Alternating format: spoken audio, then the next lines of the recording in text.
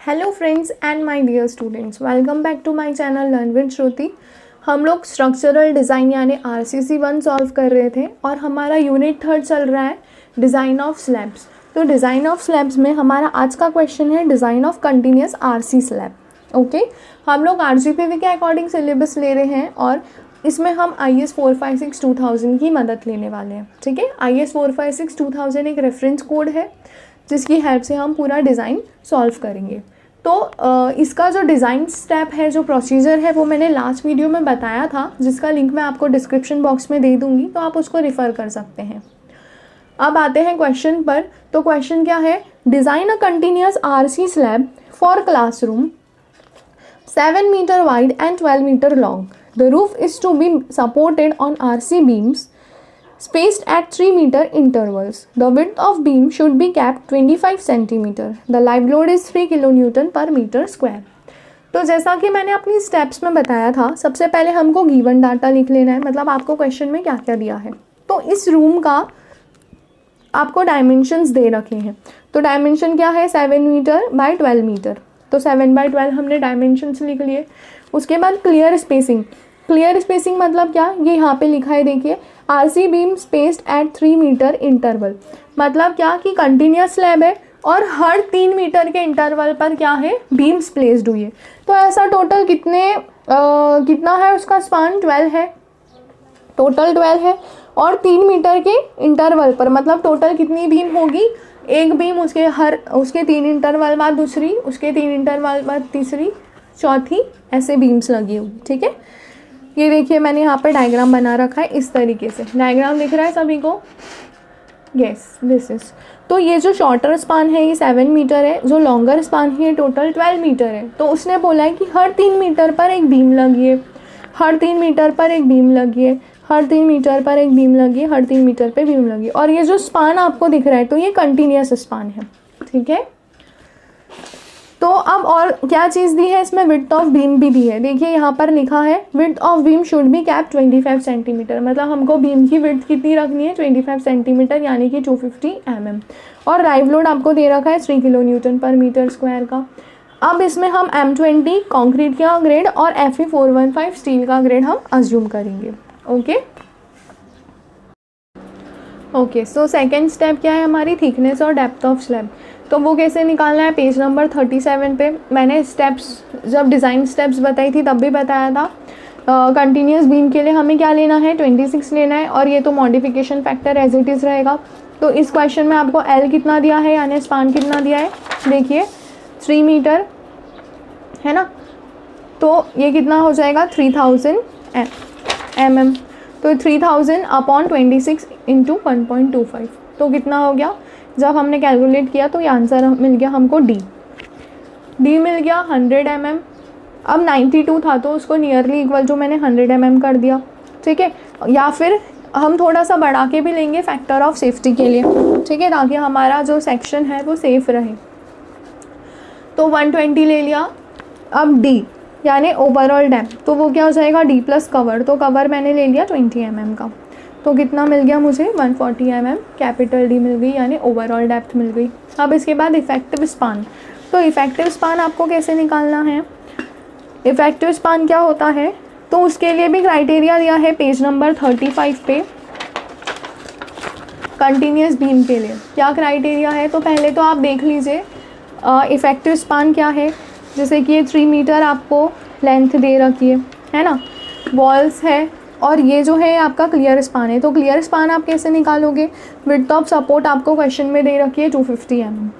तो clear span क्या हो जाएगा कि ये जो 3 मीटर है यहाँ से यहाँ तक, तो ये आधी थिकनेस वॉल की और ये वाली आधी थिकनेस वॉल की है ना। तो आप क्या करोगे? 3000 माइनस 250 अपॉन 2 माइनस 250 अपॉन 2। तो जब हम इसको कैलकुलेट करेंगे तो कितना मिल गया हमको? 2750।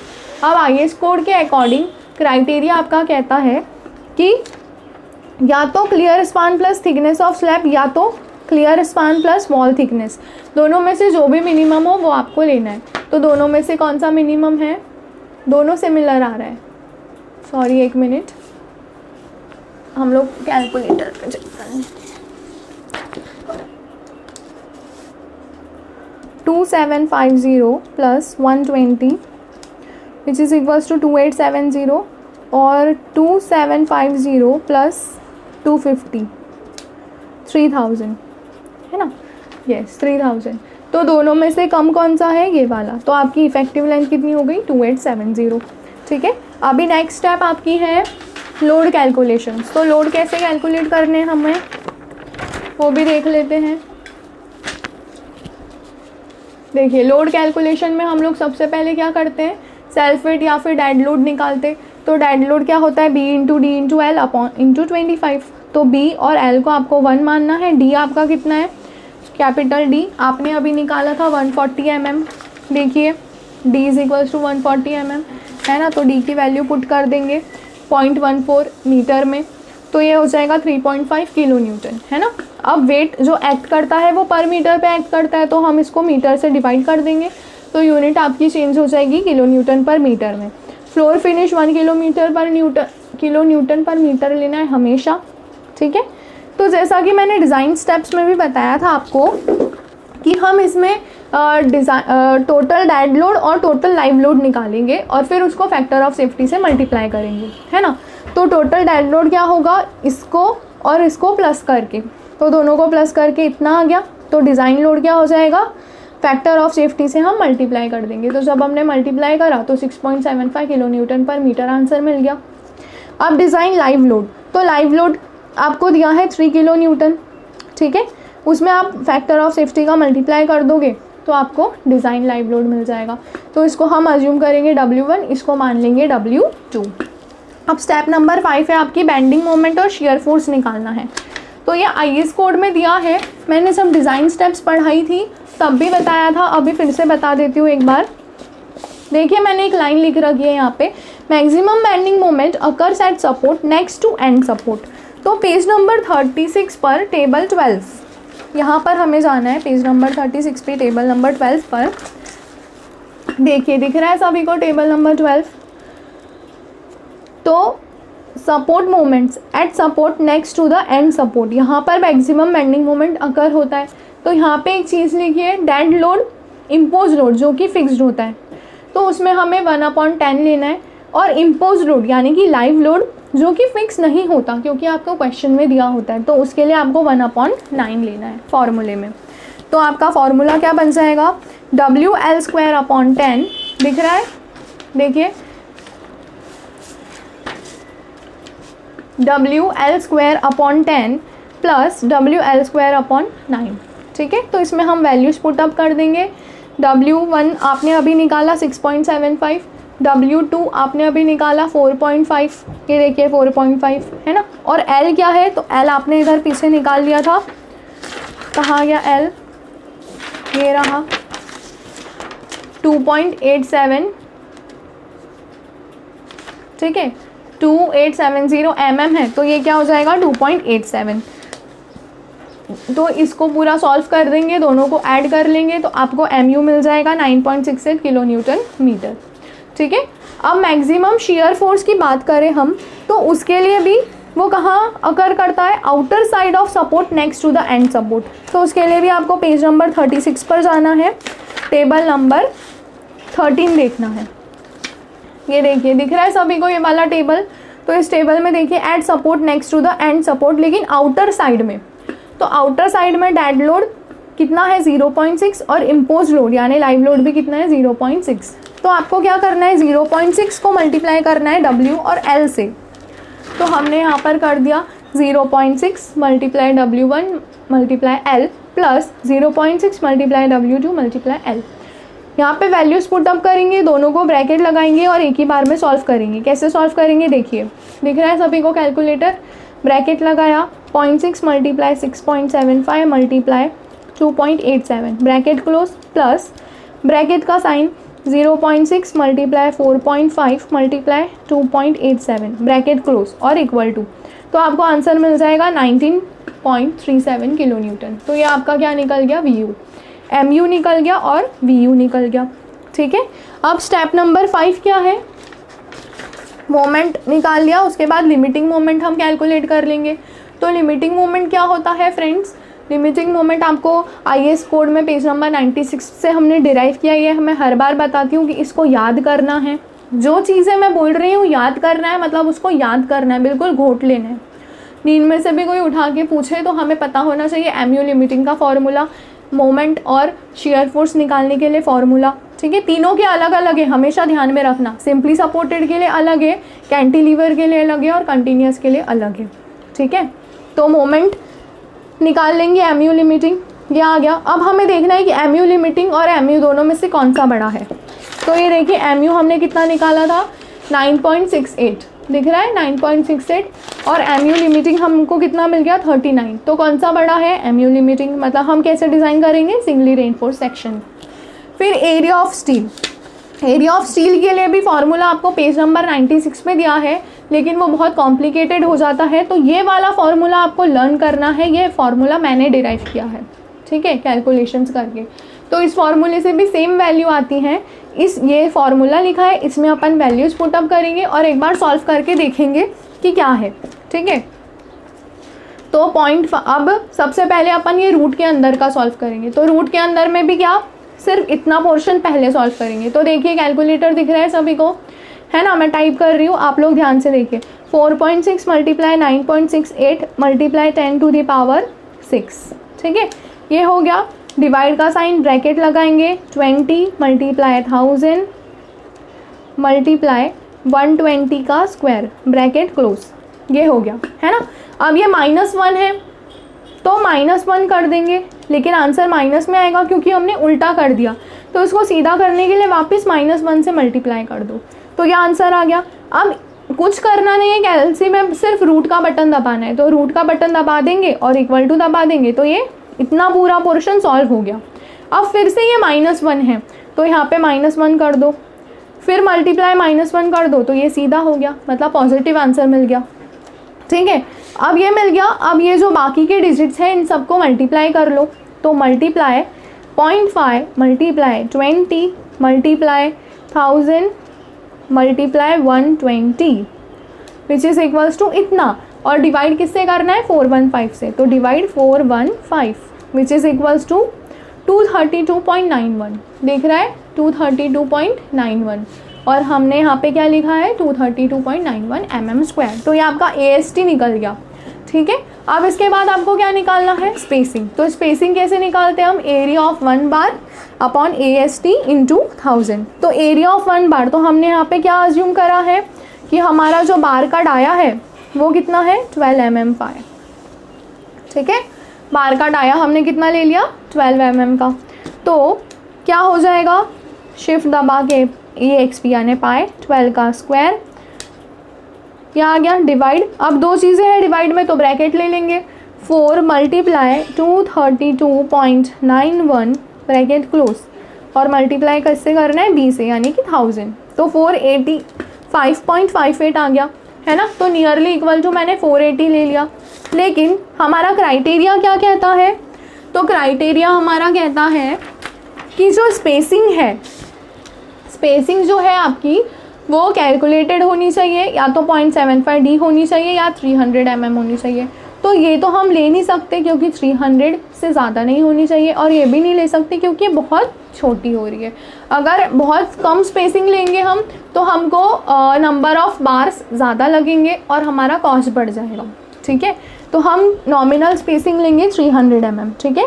तो एक लाइन हम लिख देंगे, hence provide 12 mm 5 bars at 300 mm centre to centre. तो ये आपका मेन रेनफोर्समेंट के लिए निकल गया। अब मिनिमम रेनफोर्समेंट, मिनिमम रेनफोर्समेंट हम कहाँ प्रोवाइड करते हैं, मेन हम कहाँ प्रोवाइड करते हैं, शॉर्टर स्पान के पैरेलल में, और मिनिमम कहाँ प्रोवाइड करेंगे, लॉन्गर स्पान के पैरेलल में। तो मिनिमम रेनफोर्समेंट के लिए AST निकालना है, तो वैसे ही जैसे हम सिंपली सपोर्टेड में निकालते थे। कैसे निकालते थे सिंपली सपोर्टेड में, तो उसमें निकालते थे 0.12% of gross area. Page number 48 पे क्लॉज दिया है आपको, ये याद रखना है आपको सारे पेज नंबर्स IAS कोड के। पेज नंबर 48 पे देखिए मिनिमम रेनफोर्समेंट का क्लॉज दिया है। 0.15% of total cross section area लेना है। However value can be reduce to 0.12% when high strength deform bars और welded wire fabric are used. 0.12% आपको ग्रॉस एरिया लेना है जब आप high strength deform bars use कर रहे हो। तो आप अभी कौन से बार्स यूज़ कर रहे हैं? 415, यानी हाई स्ट्रेंथ है, इसलिए हम 0.12% ही लेंगे। और 1000 इंटू 140, डी कौन सा लेना है आपको? ग्रॉस, यानी कैपिटल डी। ठीक है, ओवरऑल डेप्थ लेनी है। तो यहाँ से आपका AST निकल गया। अब मिनिमम रेनफोर्समेंट के लिए स्पेसिंग निकालनी है, तो यहाँ पर हम अज्यूम करेंगे कौन सा? 10 mm का बार, 10 mm 5 बार्स। तो 10 mm के लिए जब हमने सॉल्व किया तो हमको ये मिल गया, लेकिन इसमें भी हमको स्पेसिंग 300 से ज़्यादा नहीं लेनी है। Hence provide 10 mm 5 bars at 300 mm centre to centre. तो ये आपका हो गया। अब इसके बाद लास्ट है चेक फॉर शेयर। ठीक है, लास्ट क्या है आपका? शेयर के लिए चेक देना है। तो ये कहाँ पर है आपका? IAS कोड में पेज नंबर 72 पर दिया है ये क्लॉज। तो पेज नंबर 72 पे जाएंगे, टाउ वी की वैल्यू निकालेंगे BU अपॉन BD, फॉर्मूले में पुट कर दिया वैल्यूज़ और हमको आंसर मिल गया। उसके बाद परसेंटेज ऑफ स्टील निकालना है। तो परसेंटेज ऑफ स्टील में आपको AST अपॉन BD इंटू 100 ये फॉर्मूला होता है। तो AST निकालने के लिए आपको क्या करना पड़ेगा? वापस स्टेप नंबर 7 पर जाना पड़ेगा। स्टेप नंबर 7 में हमने स्पेसिंग किस तरीके से निकाली थी? Area of 1 bar upon AST into B। तो स्पेसिंग की जगह AST रख दो और AST की जगह स्पेसिंग रख दो। तो यहाँ से आपको AST मिल जाएगा, area of 1 bar upon spacing. तो 12 mm का बार हमने दिया था, तो इससे हमने कैलकुलेट करके ये निकाल लिया। राउंड ऑफ करके हमको AST कितना मिल गया? 377 mm²। अब इसको हमने परसेंटेज ऑफ स्टील के फॉर्मूले में रख दिया। AST अपॉन BD इंटू 100, मतलब 377 अपॉन 1000 इंटू 120 और ये 100। जब सॉल्व किया तो क्या मिला हमें? 0.31। तो अब इसको हमें कहाँ देखना है? पेज नंबर 73 पर देखना है, टेबल नंबर 19 में। पेज नंबर 73 निकाल लेते हैं IAS कोड का, और कहाँ पे देखेंगे? Table number 19। ठीक है, तो टेबल नंबर 19 ये देखिए यहाँ पर मेरे सामने दिख रहा है क्या सभी को? तो 0.15, 0.25, 0.50, इसको मैं थोड़ा सा जूम कर देती हूँ, अभी क्लियर दिख रहा है? 0.50, 0.75, लेकिन हमारी वैल्यू क्या आई? 0.31। तो क्या 0.31 है क्या यहाँ पर? नहीं है, मतलब हमारी वैल्यू जो है वो इन दोनों के बीच में है, 0.25 और 0.50 के बीच में है। तो और हमने ग्रेड ऑफ कंक्रीट कौन सा लिया है? M20 लिया है ना? तो 0.25 के लिए वैल्यू है 36। देखिए 0.25 के लिए क्या वैल्यू है? 36, और 0.50 के लिए वैल्यू है 0.48। दिख रहा है सभी को? 0.25 के लिए है 30.36, 0.50 के लिए है 0.48, है ना? और हमको वैल्यू किसकी चाहिए लेकिन? 0.31 की। तो अब हम ये वैल्यू कैसे निकालेंगे, चलिए देखते हैं। ये देखिए इस तरीके से मैंने एक बॉक्स करके ट्राइंगल बना लिया है। तो अब अगर हम इस छोटे वाले ट्राइंगल की बात, ये सिर्फ हम इस ट्राइंगल की बात करें, ठीक है, इस ट्राइंगल की, दिख रहा है सभी को? ये मैंने रेड से इसको फिर से कवर किया है, ये ट्राइंगल। तो अब इस ट्राइंगल में देखिए, ये अगर 0.36 से यहाँ तक का, तो ये भी 0.36 हुआ, 0.36 और ये 0.48, तो ये बीच का डिस्टेंस कितना हुआ? तो बीच का डिस्टेंस हम क्या करेंगे? माइनस करके देखते हैं। दिख रहा है सभी को कैलसी? 0.48 माइनस 0.36 कितना आया? 0.12। मतलब ये जो हाइट है आपकी कितनी आ गई? 0.12। ये वाला डिस्टेंस देखते, तो ये वाला डिस्टेंस कैसे निकलेगा? 0.5 माइनस 0.25, तो कितना आ जाएगा? 0.25। तो क्या ये ट्राइंगल में मैं tan थीटा का फॉर्मूला लगा सकती हूँ? tan थीटा सभी को पता है, tan थीटा क्या होता है? Perpendicular upon base. तो ये आ गया आपका परपेंडिकुलर और ये आ गया आपका बेस। तो परपेंडिकुलर था 0.12, बेस था 0.25। जब हमने इसको सॉल्व किया तो हमें क्या मिल गया? 0.48। तो ये वैल्यू आ गई tan थीटा की 0.48। अब ये छोटा ट्राइंगल देखिए, ये वाला जिसको मैंने परपेंडिकुलर को P मान लिया है और ये है इसका बेस। तो बेस कितना है? 0.25 माइनस कर दो 0.31 में से, तो ये बेस कितना आ गया? 0.06 और ये P। तो tan थीटा जिसकी वैल्यू है 0.48 is equals to perpendicular upon base. तो tan थीटा की वैल्यू तो ये है, परपेंडिकुलर नहीं पता हमें और ये बेस है 0.6, है ना? तो इन दोनों को मल्टीप्लाई करेंगे जब, तो हमें P क्या मिल गया 0.028। तो इसको मैं नियरली इक्वल टू लिख सकती हूँ क्या 0.03 लिख सकती हूँ ना। तो अब देखिए इसमें M20 के लिए 0.03 की वैल्यू ही नहीं है क्या, सॉरी अब ये निकाला जो हमने तो ये 0.03, लेकिन ये टाउ वी आपका क्या निकला था सबसे पहले 0.16 और टाउ सी क्या निकला 0.03, क्या निकला 0.03। और हमारी कंडीशन क्या है, हमने सिंपली सपोर्टेड स्लैब में भी सॉल्व किया है कि टाउ वी छोटा होना चाहिए टाउ सी से, तो हमारा सेक्शन जो है वो सेफ है। लेकिन यहाँ पर ये कंडीशन जो है उल्टी बैठ गई है ना, टाउ वी ग्रेटर आ रहा है टाउ सी से। तो जब इस तरीके का क्वेश्चन आता है, जब इस तरीके का आपको कंडीशन आती है, तो वहाँ पर पेज नंबर 72 पर एक क्लॉज दिया है 40.4 पर, ठीक है। क्या क्लॉज है मैं पढ़ के बताती हूँ आप लोगों को। देखिए पेज नंबर 72 दिख रहा है सभी को,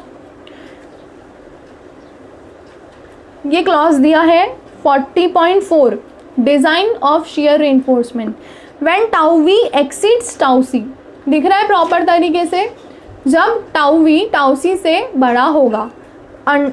given in table 19 shear reinforcement shall be provided in any of the following forms। तो हम shear reinforcement किस तरीके से प्रोवाइड करेंगे, इन दो तरीके से, या तो वर्टिकल स्टीरअप्स या फिर bantam bars along with स्टीरअप्स and inclined स्टीरअप्स, और तीसरा कौन सा है इंक्लाइंड स्टीरअप्स, ठीक है दिख रहा है ओके। तो अब हमें कौन सा प्रोवाइड करना है, वर्टिकल स्टीरअप्स हम प्रोवाइड करेंगे। तो वर्टिकल स्टीरअप्स के लिए VUS is equals to 0.87 FY ASVD upon SV, इस तरीके का उसने दे रखा है फॉर्मूला, ठीक है। ये देखिए दिख रहा है क्या सभी को, यस 0.87 FY ये वाला फॉर्मूला। तो अब ये VUS कहाँ से आएगा, तो ये देखिए ऊपर एक लाइन लिखी है, shear force shall be provided to carry a shear equal to VU minus tau C BD। तो ये जो shear reinforcement है ना VUS, इसका ये फॉर्मूला है VU minus tau C BD। तो पहले हम VUS निकालेंगे इसकी मदद से, ठीक है, और फिर इसमें रखेंगे। तो ये देखिए मैंने यहाँ पे निकाल के रखा है, आई विल शो यू।